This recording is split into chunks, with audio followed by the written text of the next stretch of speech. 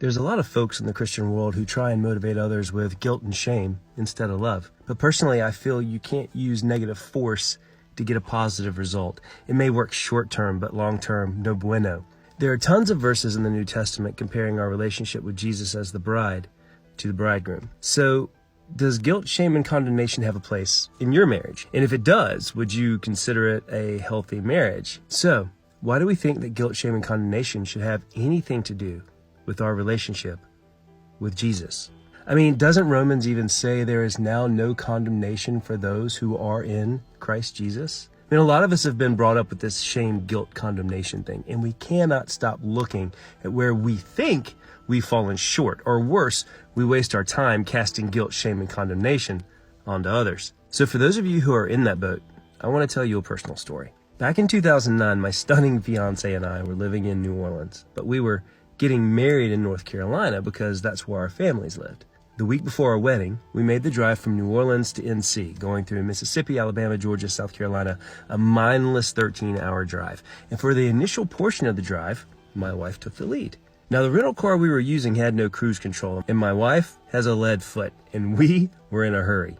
And right off the bat of this 13-hour drive, my wife proceeds to get not one, but 2 speeding tickets in 2 different states, Mississippi and Alabama. Needless to say, we have a little argument, and I take over the driving.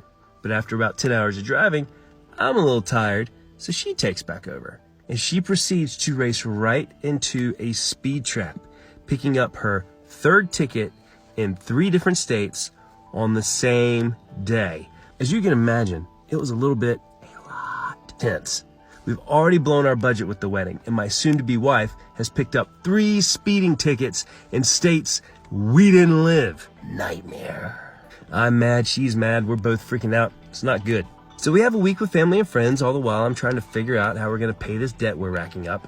And then comes our wedding day. And I'm standing there in front of the audience on a beautiful lake, next to my dad, who's presiding over the wedding. And then the music changes, and there she is at the end of the aisle. And I can't even begin to describe how beautiful she was, how beautiful she is. It's completely undone with her presence, beginning to walk down the aisle with her father, holding her arm in arm. It's an incredible, surreal feeling seeing someone who's promising their heart to you, holding your heart in their hand, giving themselves completely to you and you to them as they walk towards you. There's nothing like it. And I mean, I had tears for sure seeing her walk towards me. I need to get myself together. In that moment, standing there, do you think that there was a single thought of those 3 speeding tickets or any argument we'd ever had? Those were the farthest things from my mind, completely removed from that place, the holiness of that moment when my wife and I became one. And a few years after our wedding, I had an up-close and personal encounter with Jesus and began a journey with him.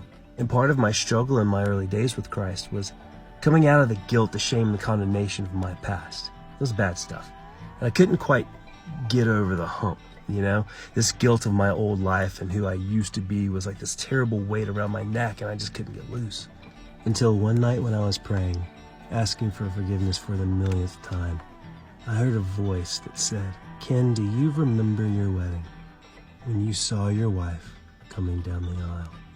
Do you remember how when you saw her, all you could think of was your love for her? You didn't think about speeding tickets or argument or your finances. All you could think about was how amazing she was, how beautiful, how precious, how vulnerable, how loved, and how much she loved you. Do you remember how you looked at your wife coming down the aisle? Because that's how I look at you." You see, we're the bride, and he's the bridegroom, waiting for us to take the walk towards him. Our world is suffering because we often don't see God through his eyes, the love of a husband for his bride. There are many teachers and pastors who are amazing in their duties, but they don't know the love of the groom. There are many that say they love him and haven't experienced any of the fullness of his love. They don't even know what resting in him actually looks like. He wants us to love him with all of our heart, soul, mind, and strength, and love others as we love ourselves. And that means all the way, moving into union with him as in marriage. Because marriage is an earthly model of a heavenly reality, the reality of Christ's love for his bride. It wasn't a coincidence that Jesus' first public miracle took place at a wedding. His transformation of water into wine, the best wine available, is symbolic of life recreated and raised up to new levels. The best possible life, given purpose and meaning, two realities becoming one. You see, there's going to be a wedding, and it's time for you to journey down that aisle. And you don't have to go anywhere else to do it, because he's already asked for your hand in marriage. All you have to do is close your eyes and look at him, standing at the end of the aisle, waiting in expectation.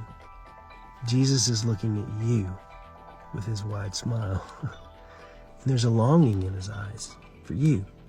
And if you look closely, you can see the tracks of tears, but they're not tears of sadness, they're tears of joy, because you are finally realizing who you are, his bride.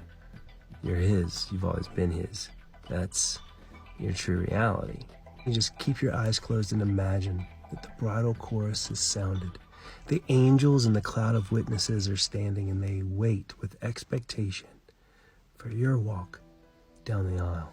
Your groom is waiting with outstretched hand.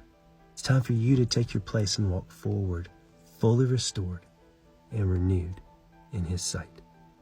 No guilt, no shame, no condemnation, just pure love, and become the person that you've been called to be, guilt-free and loved. Click the pinned videos for more.